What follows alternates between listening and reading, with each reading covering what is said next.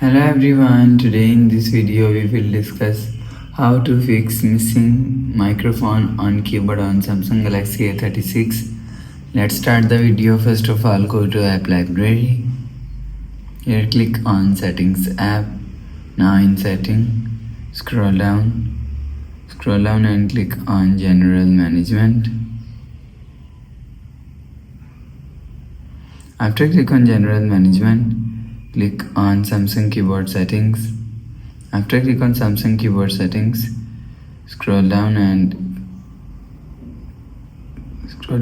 click on voice input. If you want to fix missing microphone on keyboard, so click on Google Voice Typing. After click on Google Voice Typing, go back to home screen and click on Messages app. Click on keyboard and here showing you your microphone icon. After the process, go back to home screen.